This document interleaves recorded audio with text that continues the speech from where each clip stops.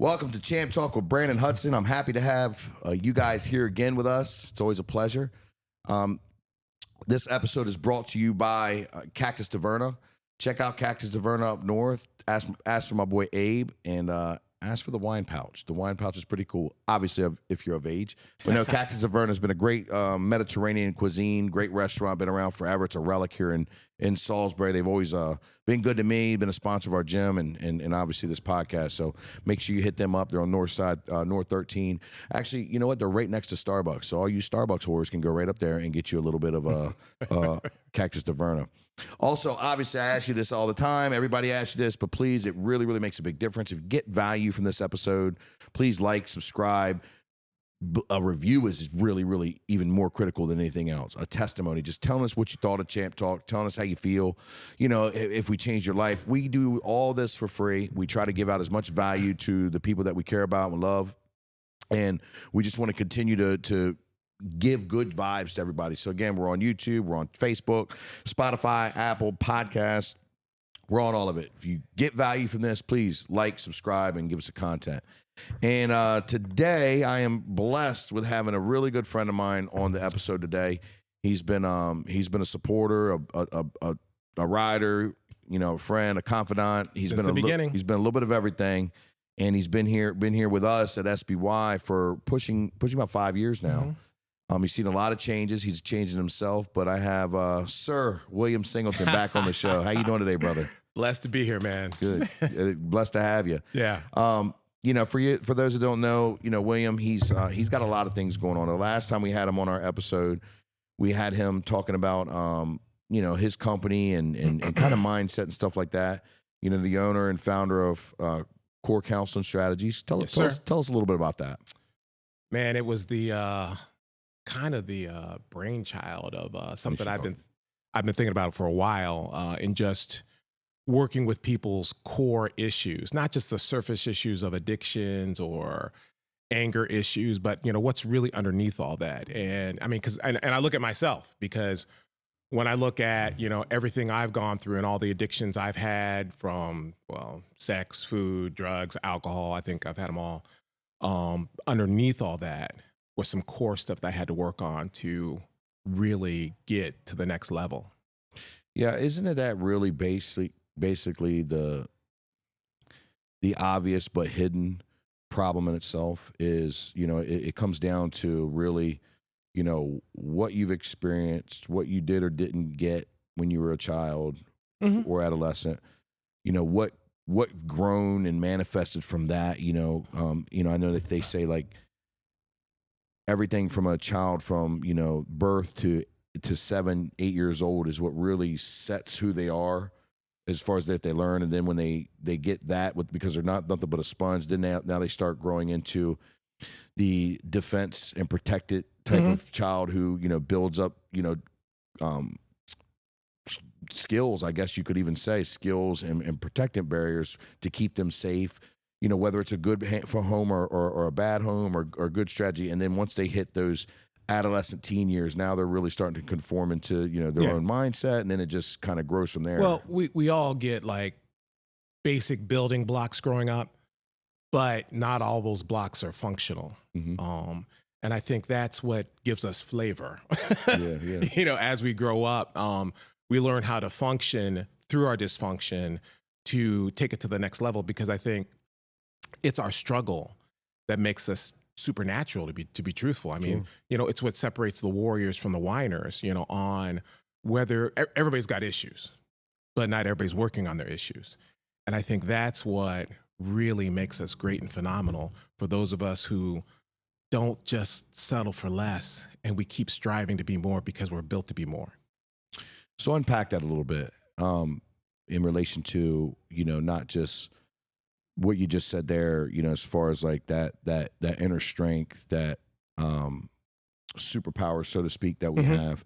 But, you know, when it comes to you, you said you better with addiction. You know, one would ask, you know, what makes you qualified to be able to be my counselor if you're an addict yourself, you know, for people that are listening? I don't think it's the history that makes us qualified. You do or don't?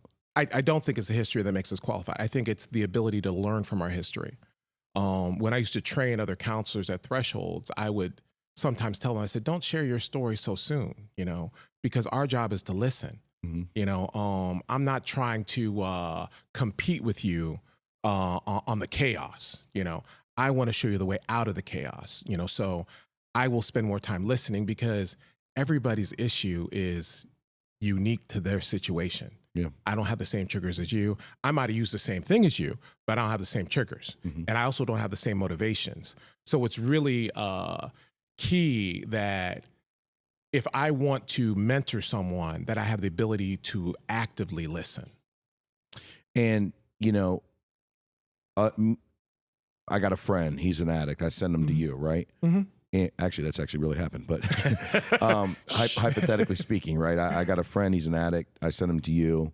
He hears that. He sees that.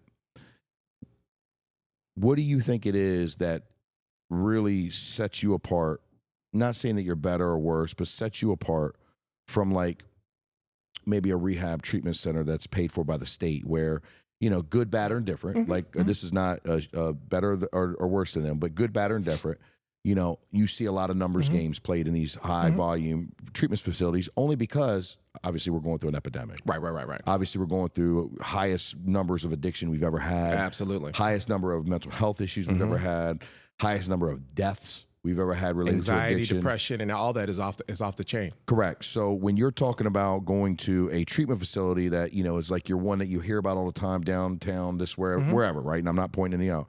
Versus you, what do you think with what you just said about listening and down and those attributes that you have, what do you think separates Core Strategies and Sir William Singleton from Well, other places? it's funny because I had a doctor ask me this when I was working subcontracting with his facility, and I said the difference between me and a big treatment center is that one, I'm private, and so because of that, I have more time to really customize and get personal with my clients' needs. Yeah. And I'm not trying to throw shade on any facility, but 90% of them are overwhelmed and overworked. 100%. Yeah. And so they don't have the time to reach out and say, hey man, I know it's your birthday. Stay safe. Yeah. Hey, how did you do on the job interview? I still get calls today where they're surprised that I called them back because the waiting list is that ridiculous that they can't even get a call back, or a text, or I just give them information on where they can go. So I have the time because this is my business. This is what I do. How long have you been doing this? Almost 20 years. 20 years. You've been doing in this practice or own this business? Yeah, in the practice, almost 20 years. How long have you owned, and started Core Strategies? Core Counseling Strategies, excuse me. Core Counseling Strategies. 20 years. Almost 20 years. I've been doing counseling and social work, since I was 21. Wow. Wow. That's super impressive, man. On a lot of fronts, you know what I mean? First of all, obviously your sobriety is important. Absolutely.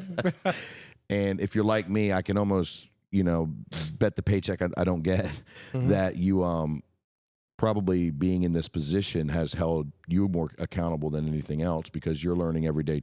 I'm assuming you're learning twice, they're learning once. Oh, absolutely. Right?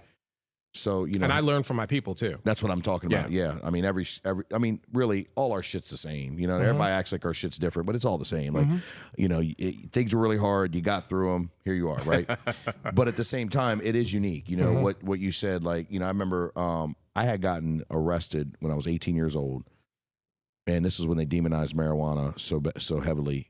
And I got caught with like a eighth or a quarter bag of marijuana. Right. And they gave you it was called the due time program.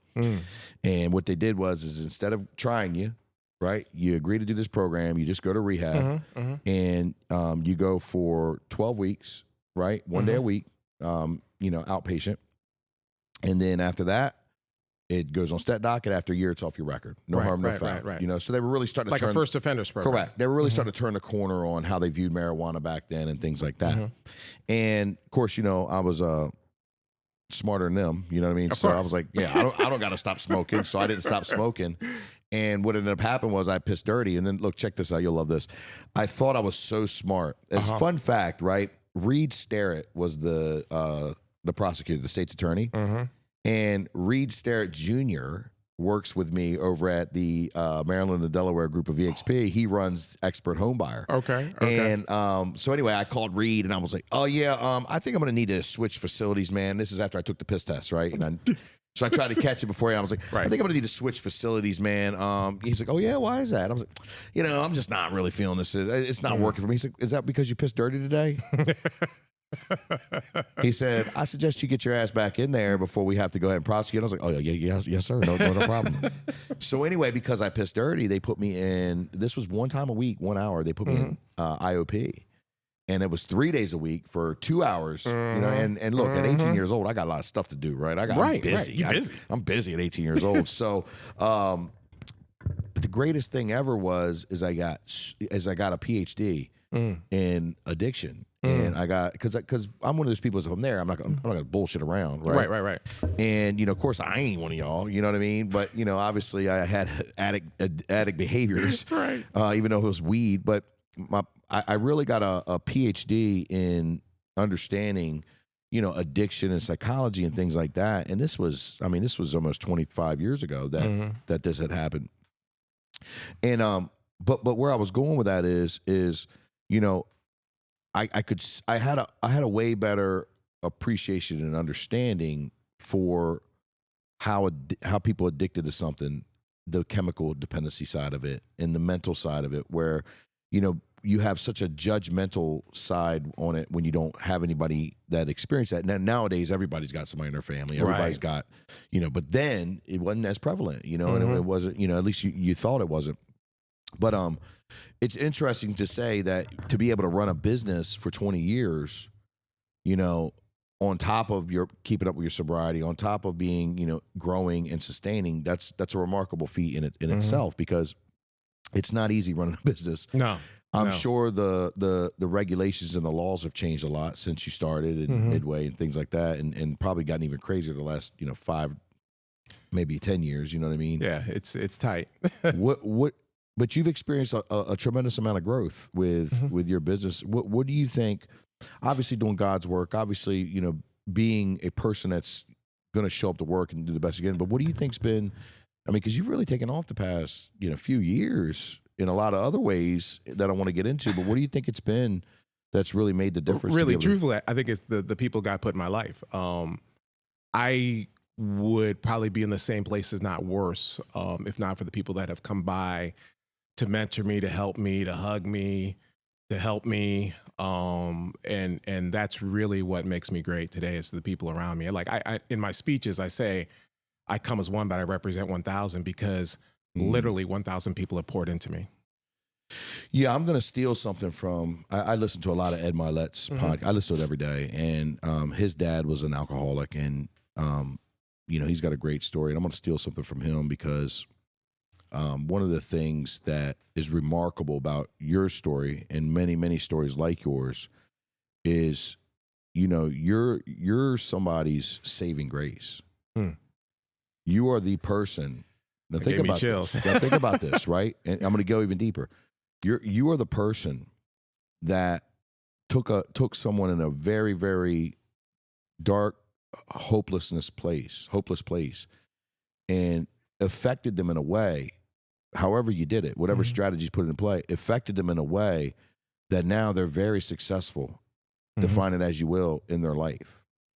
You were that person, that one sounding board, that one mentor, that one accountability partner, that one person that said, this is it. You were that person that not only saved their lives, but their daddy's life or their mommy's life, right? Or, you saved, it gives me goosebumps thinking about it, because it's going to take you, I'm going to take you even one step further. You were that one person, regardless if it was God's work, obviously it was God's work, regardless of whatever you want to say, but you had an effect where that family was saved. That person's mother didn't have to bury their child. That person's wife or husband didn't have to go through years of fucking up and torment. the child gets to say, my daddy is saved because of you. And I'm going to take it even one step further, brother. It's getting me emotional. I don't know why. Yeah, you're working me, man. There's one person did that for you. Oh, I know.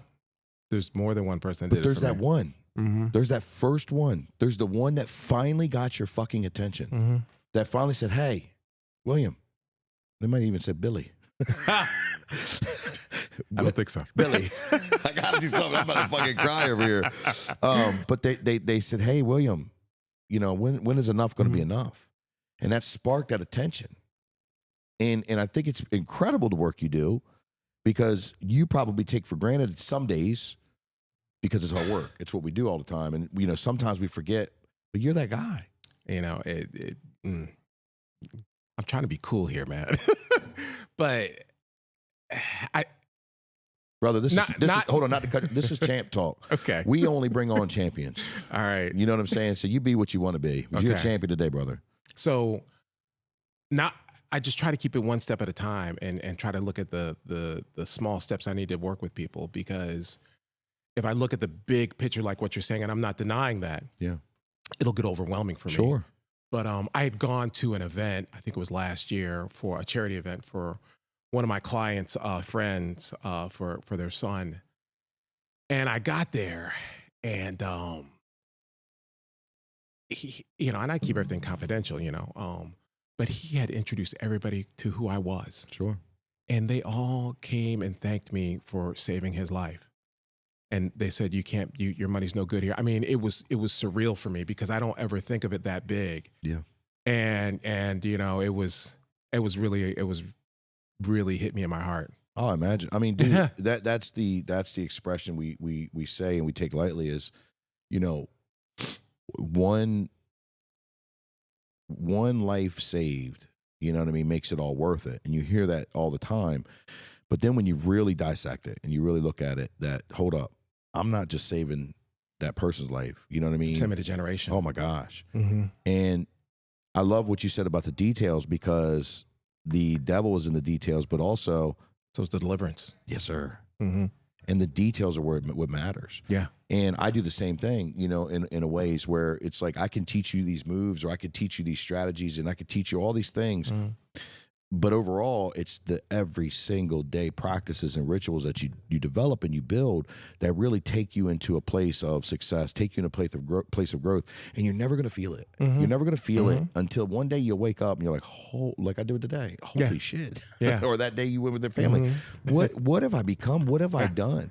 I think it's very remarkable, the work you do, and I think it's incredible. And you're one of my favorite people, and I had to have you back on here because of that factor, because not just giving you your flowers, but anyone out here listening that is struggling with somebody in addiction, mentoring somebody in addiction, struggling themselves or whatever, like, that is how deep it goes with that one person. And if you can figure out a way to bridge those gaps on trying to get that person connected, or get that person believing in themselves, or just seeing that person and getting over the judgment and over the things. Now, I'm very hard on addicts. I'm very hard on them. Like, I don't fuck with them. Like, you know what I mean? It ain't no disease. But I learned, and here's where I was humbled. I used to get mad with that. It ain't no disease. It ain't no disease. And I didn't understand that it's an expression. The disease is not what you think of as far as, developing cancer.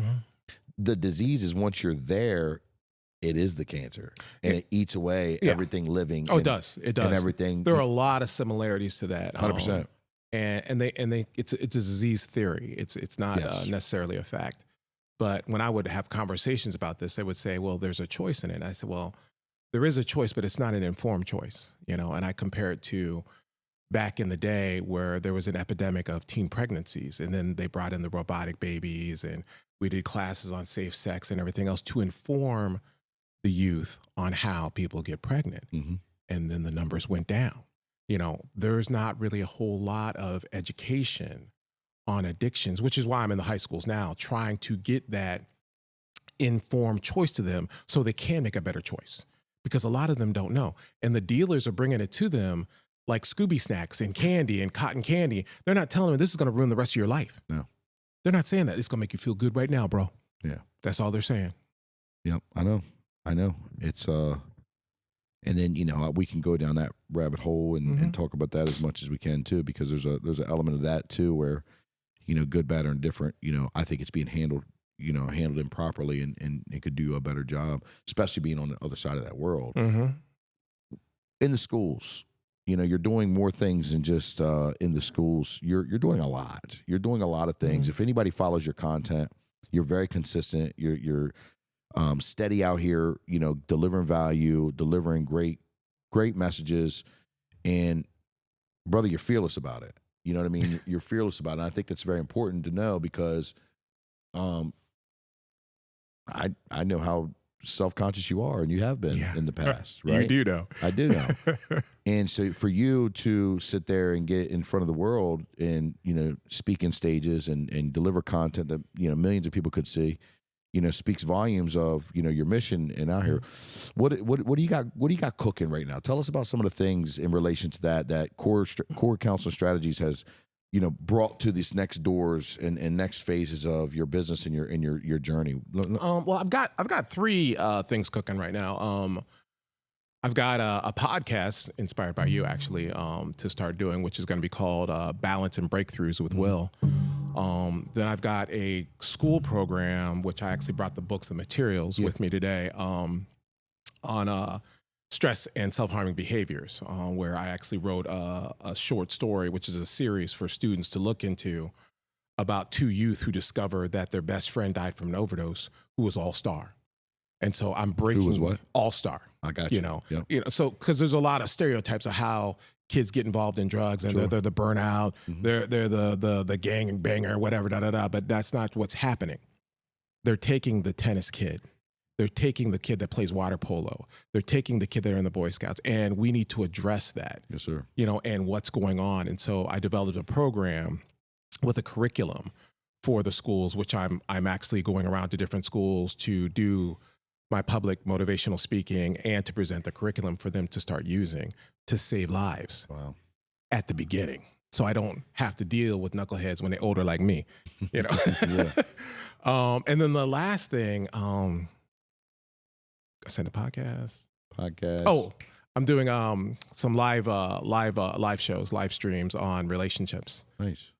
So I'm going to start doing that in maybe Florida, and I know I'm going to do one in California at the moment, just on how to survive and thrive from a dysfunctional relationship, and it'll deal with narcissism and codependency and everything that we seem to run into because we're broken, and we attract broken.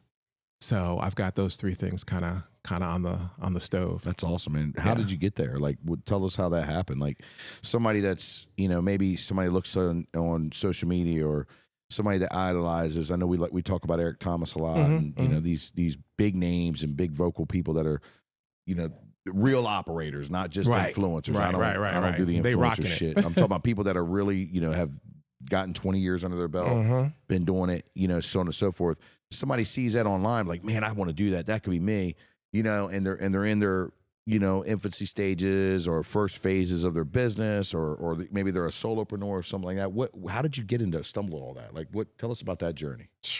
I mean, because you weren't doing that when we first met. Well, back up. You do got what, 5 books you written now? 4? I've got, I think, 8 books. 8 fucking books. I got one back here.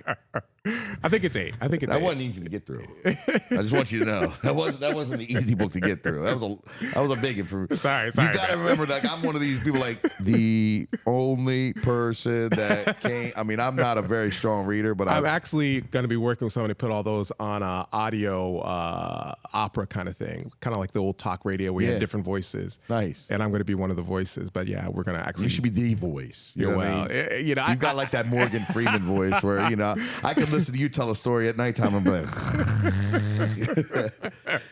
so you got 8 books. We started, hanging out, and you come into the gym, which, by the way, you look amazing. You know what I mean? You've been on a fitness journey for quite a while. I know if we looked at the last podcast we had you on, that Sir William looked like he ate this Sir William. So kudos to you, my brother. You look. And I'm just getting used to it too, because like the grandkids will say, "They're skinny grandpa," and I'm just like, Who, me? Well, you've Yeah, earned it. You yeah. bust your ass. You know, I've watched you. I love your journey. And most people should really be inspired by your journey. But when we first met, you know, I didn't know you were into the speaking and things like that. I know we got to, but just, you know, bridge the gap for some of our listeners to say, hey, Man. this is what I did, and this is what opened up, and here we are now, and this is what I capitalized on. Like, you know, like I said in the beginning, I said it's the people that have been in my life that I've just followed the path. I mean, like, you got me into Apex, and then I started watching it and learning from those, you know, episodes. And then I started following Eric Thomas, and then I went into a Speaker 2.0 course to learn how to be a better public speaker.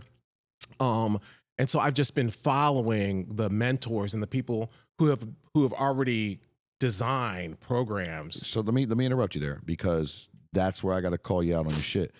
That's not what most people do. Most people, they'll have mentors, or they'll have signs, or people deliver something and ignore them.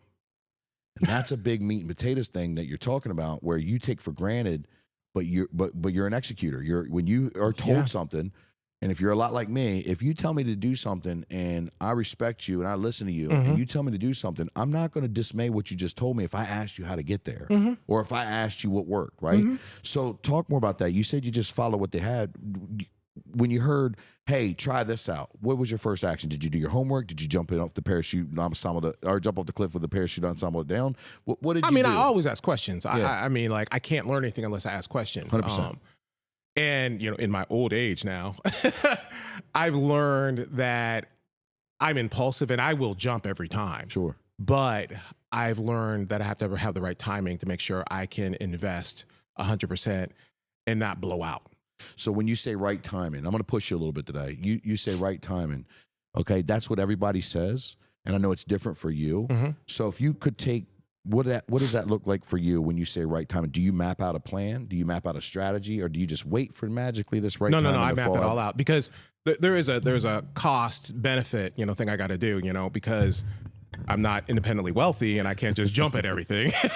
So I have to, like, okay, what do I got going on here, here, and here? Because I get offered opportunities all the time now, but I'm like, I can't do everything well if I'm trying to do everything. Amen. You know, so when I look at stuff, I was like, okay, do I have the time to do this 100%? That's really all I'm doing. Yeah. You know, because I want to do it 100%.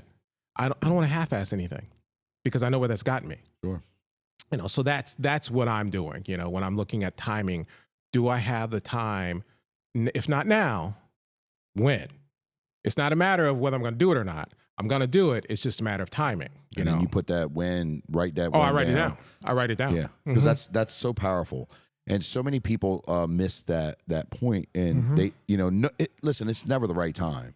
It's never the right time to quit drugs or alcohol. It's never the right time to start a business. It's never the right time to start creating content. It's never the right time to. But I think people are looking to be comfortable. Of course. There's never a comfortable moment to be successful. Not at all. Yeah. But what I think I love about what you did, and I do it myself, is now you've put a timeline on yourself. So now you've say, hey, look, well, we're going to do this by July. Yeah. And, you know, here's the strategy that we're going to do up until there to make sure that we honor our commitment and get this to July.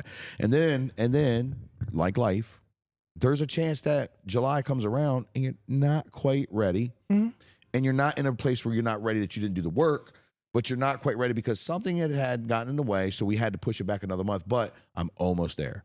Well, you see what I'm saying? So for me, if I'm not quite ready, yeah, I will modify so I can still start. Because that's the day I said. Ooh. Yeah. Okay. All right. I'll modify. Even like let's say if something costed like, you know, $3,000 and I got 25. Yeah. I'll hustle. I'll negotiate. So, you know, what can I do for 25 until I get the other 5? You know, can I start here? Can I do, you know, do I need to wash your car? What do I need to do? And 9 times out of 10, because I'm eager and invested, they'll work with me. The infamous, I'll figure it out. Yeah. Damn right. I like it. I like it. Yeah, I think that's very powerful what you're saying, and you know, that's a lot of the reason why I wanted you on here, is because I wanted people to understand, like, you know, you're in counseling, you're in you know, treatment, and it's like people don't. I don't think a lot of people think about that is the business they want to start. You know, a lot of people think about it as, you know, let me be an idiot, start a gym. Let me start into real estate. You know, let me go start on an online course or some sort of marketing agency, or let me be a photographer or videographer. And, you know, it can be any business that you get into. Mm-hmm. You know, when you have the mentality and the structure, and again, the plans, the mapping out, hey, this is, I need to do this before I do this before that. Right. Instead of just waiting for this magical Mm-hmm. sign from above to open up and say, oh, this is the time you're going to do something. No. I want to do something. I need to figure out how to do it. I need to figure out how to get out where I'm at, and I need to map it out and put a timeline, put my back against the wall. And you're never going to be 100% ready. Ever. Never. So that's why you have to set the date. Yeah. You know, I'm never going to be 100% ready, but this is when we're going. This is the green light right here. That's awesome, man. What are you most proud of about your journey, about yourself?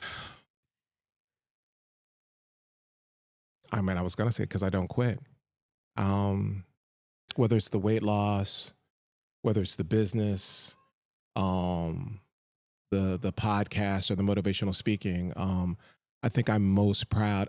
When I'm in a field where the burnout level is just ridiculous, you know, they're dropping like flies. And I think the last place I was kind of doing an interview, they were kind of seeing who I was. And I told them, I said, well, the thing that makes me different is that I'm burnout proof. I'm stress resilient, you know, because of my program, because of working out, because of being around people like you who inspire me to keep working it and working it out. I've created a stress resilient lifestyle that just continues to level up. That's and awesome, I think man. that's what makes me most proud. That's really awesome. What when you talk about burnout, right, and burnout proof, how do you combat that? Unlike what you've seen in people in your field, you know, what would you give some advice to a couple of people that are in a similar situation to combat that? It's a combination of the mind, body, and spirit. And so what I tell a lot of people is I get up in the morning, I get up early, I get up probably 4 hours before I have to start work.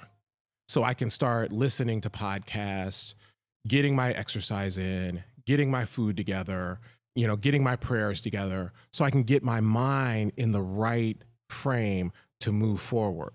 You know, a lot of people are working at the last minute and they're dealing with the leftovers of whatever they're working with, and it doesn't produce. Mhm. You know, you end up in survivor mode instead of the mode that takes you to be successful. Yeah. You know, and so I do all that. I work out. I have a support network. I have mentors. I mean, and I'm utilizing every piece of that every week, every day. That's awesome, man. That's you know, that's really powerful, you know, especially when you got people that probably on the edge right now of burnout. Absolutely. And they're right now ready to say, and this ain't worth it. With what's been going on with the pandemic, the you know, the economy, the politics, people have been riding thin ice emotionally and physically. And I see so many people struggling with burnout because they're running on fumes. Yeah. And I remember I was talking to a friend and, you know, she was struggling with a massive headache. And I was like, have you even drank any water today? She's like, I forgot to drink water. Easiest fix in the world. Right. It's like, you ashy on the inside, Listen, girl. if your breath smells like shit, you got a headache, you need more water. Right, you need water. I was like, your body and your mind cannot flow if you've got nothing to flow with. I mean, like, we have to take care of this temple.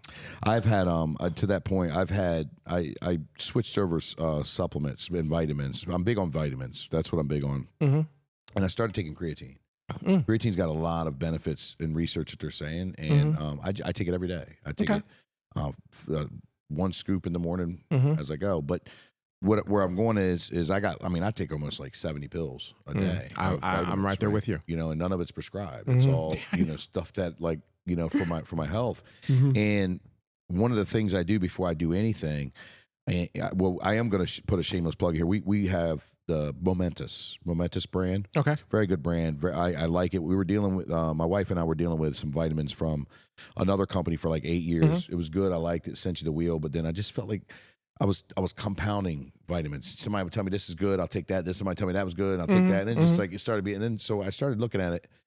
What am I really taking? I started shopping around, and this was actually, we were looking at First Form, Andy Frisella's stuff, and Momentous, and Andrew Huberman actually backs Momentous. Okay. And I'll tell you one thing they did really good was they were selling the Tungadali. They sell the Tungadali and the Rhodiola. Right. I take that. And no, excuse me, and then Fedosia. Okay. So like they say the Tungat Ali and the Vidoja should work together. Well, Vidoja's been a pretty big seller since actually Huberman or somebody else went on Rogan and was talking about it, right? Well, Momentous sent us an email and said we're discontinuing Vidoja because we don't see the science that backs the research. So we stand by our products. So we're not saying it does, we're not saying it doesn't. It just doesn't show us what we're looking for. Stop selling it. So I thought that was pretty. That was a lot of integrity there because you're cutting off a lot of your money that you're making. Right. Anyway, to your point, one of my first things I do is I take my vitamins and I mix up my one. I do the AG1. Brandon gave me that, and I really like. He said, "Tastes like shit." I really like it. So the AG1 I take the little green stuff, and then I do a scoop of and they're just in 16-ounce water bottles, but I do a scoop of collagen, peptides, and then a scoop of the creatine, right? So before I do anything, that's the first thing I do. I drink a 16-ounce bottle of that with my vitamins, and I drink that other 16-ounce bottle, so I get 32 ounces at the beginning of that day. Excuse me. And, hydration in the morning is great before you do any kind of eating, and then obviously I'll get something kind of compound because the secret to taking vitamins is the absorption. Right. So when you have the fats that it sticks to, like cheese or eggs, or, cashews or some sort of almonds, then did you get the absorption? So anyway, to that point that you were talking about, like there's so many little hacks that you can do to get your water, and then the benefits of you doing these things, you know what I mean, that you don't even, like everybody thinks it's got to be, 10 hours in the gym and all these big extra things for your health.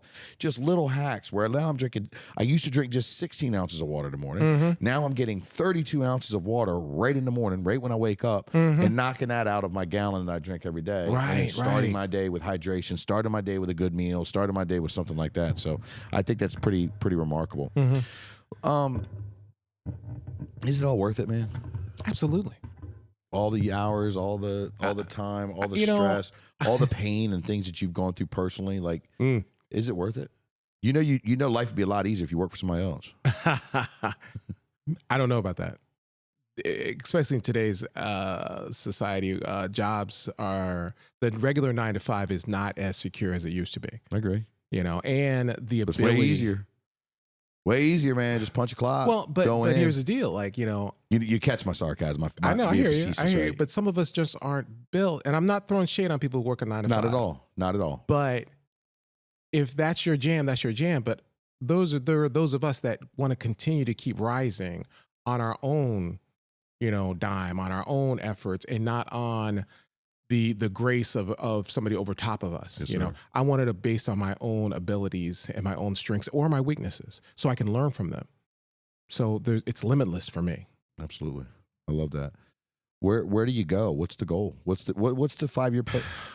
Excuse me. What's the what's the mission? I want to go nationwide, and then maybe eventually go across the water and do programs there.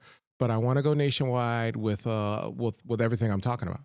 The podcast, the relationship series, the school programs.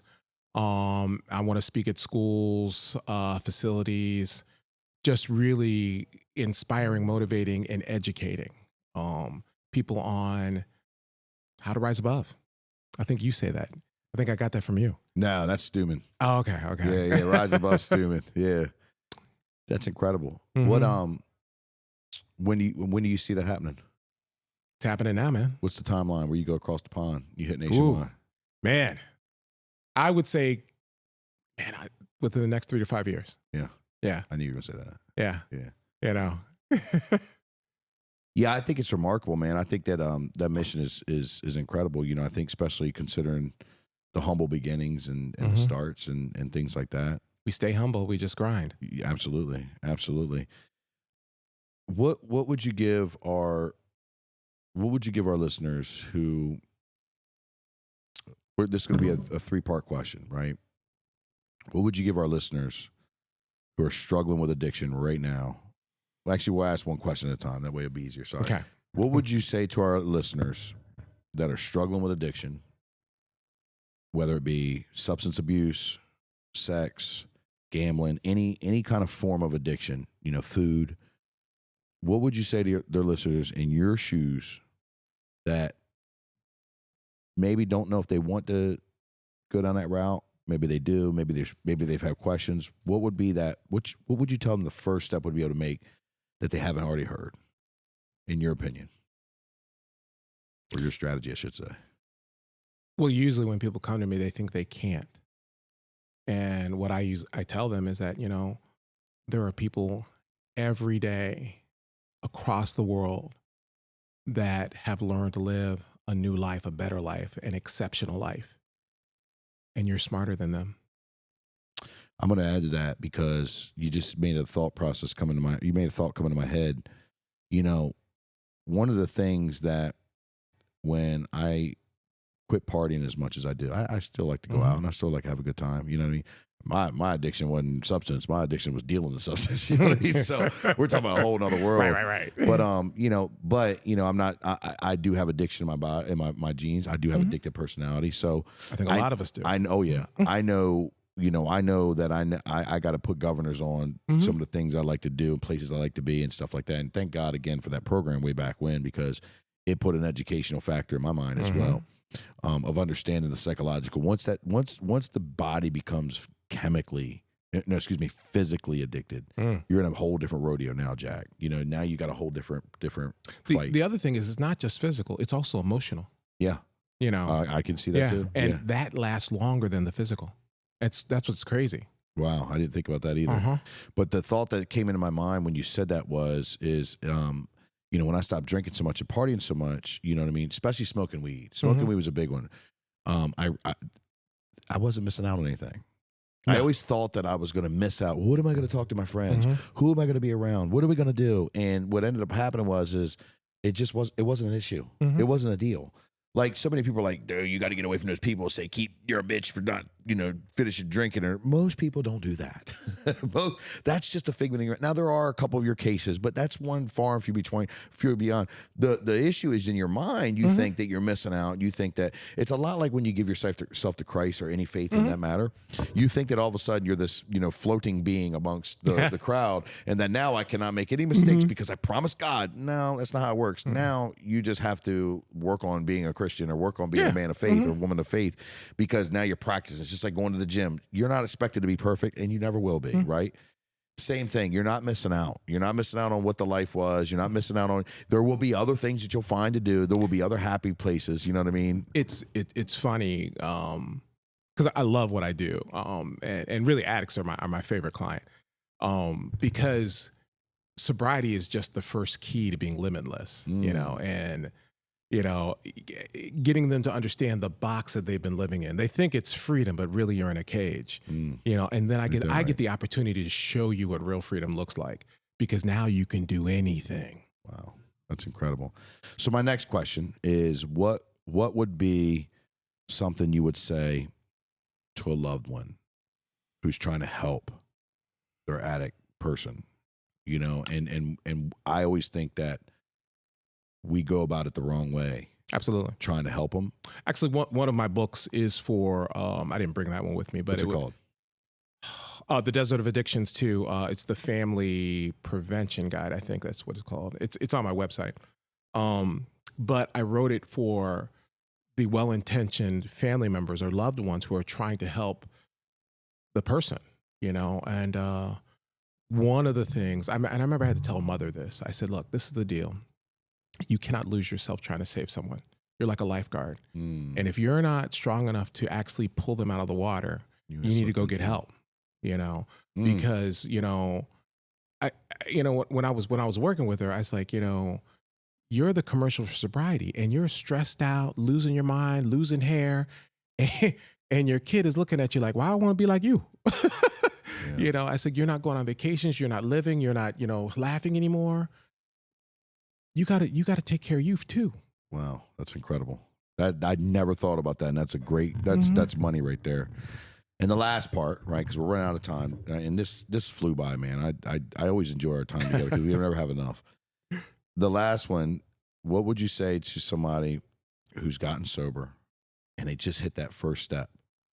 What would you say? Hey, this is going to be your next step. Look, I've already gotten the program. I've gotten, a year clean. I'm feeling good. I'm changing my habits. I'm not nowhere near where I want to be, but I'm on that path. I've gotten out because that first year is probably like more like a blur and kind of like you're just shaking this shit off. What would you say to that person? What do you think they should be looking for? Go back and get your dreams that you lost. That one gave me goosebumps. Yeah. I mean, because like I said, the first key to being limitless is sobriety. Yes, sir. The second key is go back and get your dreams because they're still there. I ain't got nothing to say on that one. Sir William, where can we find you? Tell our listeners where we can find you, how we can get in touch with you, how can we buy the books, how can we call, how can we send you a dick pic? I mean, DM, you know what I mean? No dick pics, please. You can find me at my website, which is www.willwith1l.singleton.com. You can find all my books. You can book me for speaking engagements, coaching, anything. I'm right there. I have 2 other websites coming out. One for my core counseling strategies,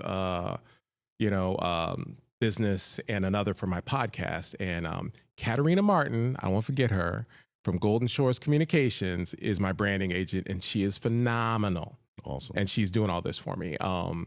So you can find me there. Katarina, what a great name. Yeah, she's real cool. That's awesome. Dude, like I said, man, and I can't pour out enough love and admiration, appreciation for you. The world needs to hear more of you. You're a blessing to this world, just like I said to you. God walks through us and talks to us in many ways, and he speaks to you every day. And you're the reason why families, 20 years, man, Jesus, families are grateful and thankful that their loved one is alive and they're their loved one. You are the reason. Yes, they do the work, but they needed somebody to open that door. And I hope our listeners got so much from this because I know I did. You dropped gems on me, but I just love you, man. Yeah, man. And even more so, I'm fucking just so proud to know you and proud of you because Thanks, and just because, man, I know, I know the journey and I know the struggles and I know it. But I got to give a shout out to my people, my clients, because I know I'm an important piece, but the courage it takes to come into my office, it's what inspires me, because that's not no joke. No, it didn't. Yeah. To come talk to some strange man about your weakest areas, your most shameful times, and work it. Yeah. And once you open that Pandora's box of yourself, it's very hard. Yeah, they're my heroes. It's awesome, man. Even in a compliment, he had to pass the buck, and I appreciate that. That's what makes you, brother. Thank you.